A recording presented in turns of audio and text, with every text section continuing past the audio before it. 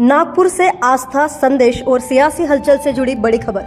जहां एक तरफ भक्ति का माहौल है, वहीं दूसरी तरफ समाज और राष्ट्र को लेकर तेज संदेश भी दिया जा रहा है। धीरेन्द्र कृष्ण शास्त्री उर्फ बागेश्वर बाबा इन दिनों नागपुर में हैं। भगवान राम और हनुमान जी के आदर्शों पर आधारित उनकी 5 दिवसीय कथा में हजारों श्रद्धालु जुट रहे हैं। नागपुर में चल रही इस विशेष कथा में भक्ति के साथ साथ सामाजिक चेतना की भी गूंज सुनाई दे रही है। मीडिया के सामने बागेश्वर बाबा ने बहन बेटियों की सुरक्षा को लेकर बड़ा बयान दिया है। उन्होंने साफ कहा कि समाज में बढ़ती घटनाओं पर सभी को सजग और सतर्क रहने की जरूरत है। बाबा ने राष्ट्रवाद और एकजुटता पर जोर देते हुए लोगों से अपील की है कि वे देश हित को सर्वोपरि रखें और संगठित होकर मजबूत समाज का निर्माण करें। अपने संबोधन में उन्होंने छत्रपति शिवाजी महाराज के आदर्शों का भी उल्लेख किया और कहा कि उनके विचार आज भी समाज को दिशा देने की ताकत रखते हैं। साथ ही उन्होंने स्पष्ट किया कि उनके बयानों को कुछ लोगों ने गलत तरीके से पेश किया है, जबकि उनका उद्देश्य हमेशा संतों और गुरुओं के सम्मान को बनाए रखना है।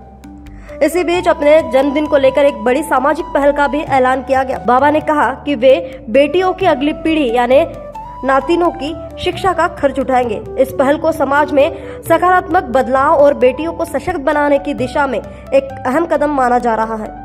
कथा स्थल पर बड़ी संख्या में श्रद्धालु मौजूद है, जहां राम और हनुमान के आदर्शों पर चलने का संकल्प लिया जा रहा है। तो नागपुर में बागेश्वर बाबा की कथा सिर्फ धार्मिक आयोजन नहीं, बल्कि सामाजिक जागरूकता और राष्ट्रवाद का एक बड़ा मंच बनती जा रही है। अब देखना यह होगा कि उनके संदेश समाज में कितना असर छोड़ते हैं। रामाय रामभद्राय रामचंद्राय वेदसे रघुनाथाय नाथाय श्री सीताय पतये नमः।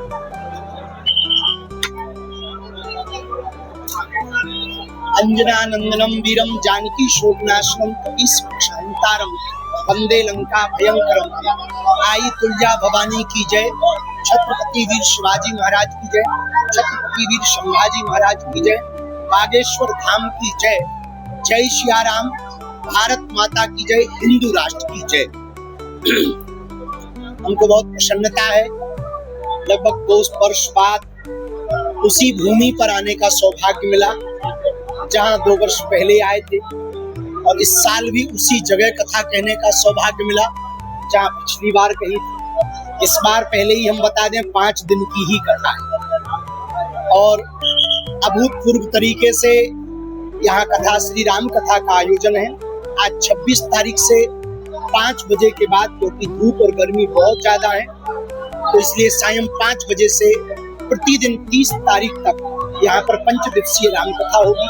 इस राम कथा के अंतर्गत लोगों को हनुमान जी से जोड़ने के लिए, हिंदुत्व के लिए जागृत करने के लिए हम इस कथा में समस्त हिंदू और सनातनियों को आह्वान करेंगे। एक विषय बहुत गंभीर है पूरे देश भर में, वो है लव जिहाद। लगातार लव जिहाद के मुद्दे बढ़ते जा रहे। हमारे मध्य प्रदेश में भी लगभग 280 से ज्यादा मुकदमे 1 वर्ष में दायर हुए, जो बड़ा चिंतनीय विषय है, स्लो पॉइजन है, इसको नकारा नहीं जा सकता।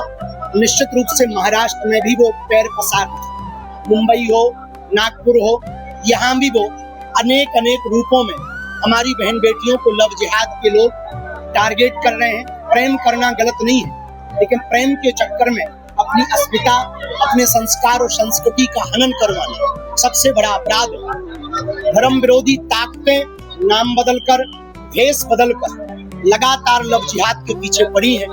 इसके लिए हम इस कथा में विशेष रूप से सनातनीय बेटियों को जागृत करेंगे कि बेटियों, तू दुर्गा बन, तू काली बन, पर कभी ना बुर्के वाली बन। हमारी यही प्रार्थना है कि तुम कुछ भी बनना, पर बेटी कभी तुम बुर्के वाली मत बनना। इसी के लिए हम निरंतर प्रयत्न कर रहे हैं और महाराष्ट्र की सरकार, हमारे अति प्रिय यहाँ के यशस्वी माननीय मुख्यमंत्री, जो बहुत ही सनातन के लिए कार्य करते हैं, निश्चित रूप से इस पर गौर करेंगे और कर ही रहे।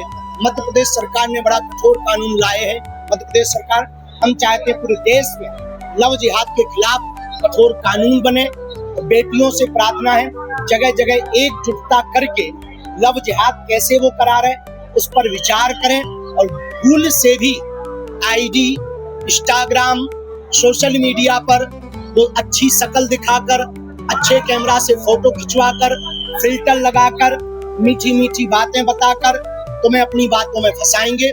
हमारी हिंदू बेटियों से प्रार्थना है, इस कथा का यही उद्देश्य है, लव जिहाद मुक्त भारत हो, लव जिहाद मुक्त महाराष्ट्र हो, लव जिहाद मुक्त नागपुर हो। इसी के लिए यह पंचदिवसीय कथा रखी गई है।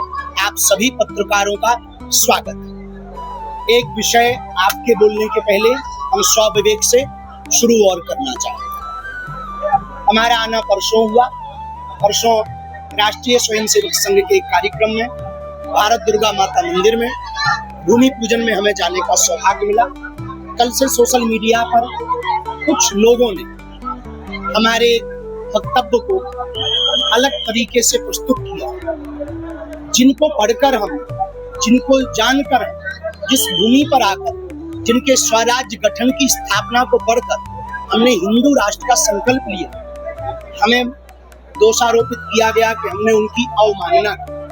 इस बात को लेकर के हमारे मन में बहुत दुख है, बहुत हमारे मन में खेद है कि जिनको पढ़कर हमने हिंदवी स्वराज्य की स्थापना को पढ़कर हिंदू राष्ट्र का संकल्प लिया, हम उनकी अवमानना तो दूर की बात है, स्वप्न में भी कोई निंदा करे तो हम सुन भी नहीं सकते। और हम तो क्या, इस देश का प्रत्येक सनातनी यदि आज जीवित है, जिंदा है, हिंदुत्व के लिए यदि वो सजग है, तो सबसे बड़ा श्रेय छत्रपति वीर शिवाजी महाराज का। और हमें इस बात का दुख है कि जो छत्रपति वीर शिवाजी को मानते हैं, चाहे वो संभाजी विग्रह के लोग हों अथवा फिर मराठा साम्राज्य में परंपरा में अपने जीवन को जीने वाले मराठा हों, वो हमारे ही लोग हैं। हम भी छत्रपति शिवाजी को मानते और वो भी उनको ही मानते। और हम लोग आपस में खींचातानी करेंगे तो दूसरे लोगों को मौका मिलेगा। हमारा 1% भी इस प्रकार का कोई मत नहीं था, ऐसा कोई विचार नहीं था कि हम छत्रपति, हमने गुरु महिमा के प्रति कितने वो समर्पित थे। उस वक्तव्य को हमने गुरु महिमा के प्रति गाया था कि गुरुओं के प्रति हमारे देश के राजा, हमारे देश के हिंदू हृदय सम्राट, हिंदुओं के सिरमौर, हिंदुओं के चक्रधर सम्राट छत्रपति वीर शिवाजी महाराज संतों को, मठों को, महंतों को, आई तुलजा भवानी को कितना मानते थे। उस भाव को कहने का तरीका हमारी अपनी भाषा में था, जिसको कुछ लोगों ने अनर्थ करके गलत प्रस्तुत किया। किसी को उससे ठेस पहुंचाओ तो हम उसके लिए हृदय से क्षमा प्रार्थी भी हैं। और हम ये भी कहेंगे कि हमारी बात को अनर्गल प्रस्तुत न किया जाए, क्योंकि हम जीते भी शिवाजी के, छत्रपति शिवाजी के लिए है, मरते भी उनके लिए है, हमारा जीवन भी उनके स्वराज्य की स्थापना के लिए है। और हम हिंदू राष्ट्र की कल्पना या विचारधारा हमने जो ली है वो उनसे ही ली है, तो हम भला स्वप्न में उनकी कैसे अवमानना कर सकते। तीसरी बात, इसके पहले खुजली करें हम ही उत्तर दे दें। 4 बच्चों के बयान पर तो आप कहेंगे कि आपके तो बच्चे हैं नहीं है, उसको हम पहले ही जवाब दे दें कि आगे चल के हम भी गृहस्थ होंगे। और भगवान ने जितने चाहा ज्यादा से ज्यादा भारतीय हिंदुओं की जनसंख्या बढ़ाने में हम भी योगदान देंगे। दूसरी बात, 4 बच्चे पैदा करो, 1 बच्चे स्वयंसेवक, राष्ट्रीय स्वयंसेवक संघ को समर्पित करो। इसके पीछे का उद्देश्य ये है, राष्ट्रवादी बनाओ।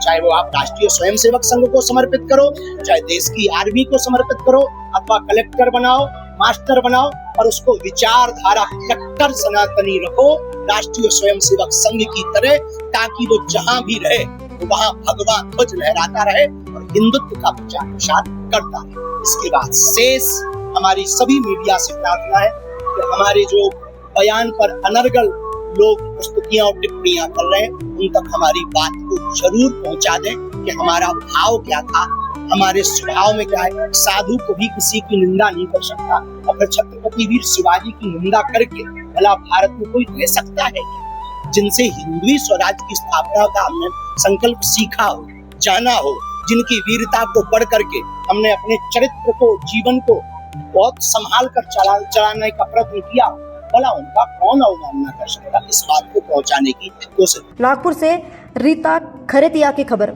निष्पक्षता का कदम, आपकी हर समस्या में आपसे पहले दिखेंगे हम हैं न्यूज फर्स्ट। ईश्वर का सच, हमारा साहस और आपका विश्वास। सच, साहस और विश्वास। अगर आप ये वीडियो YouTube पर देख रहे हैं तो हमारे चैनल को सब्सक्राइब कर बेल आइकन दबाएं।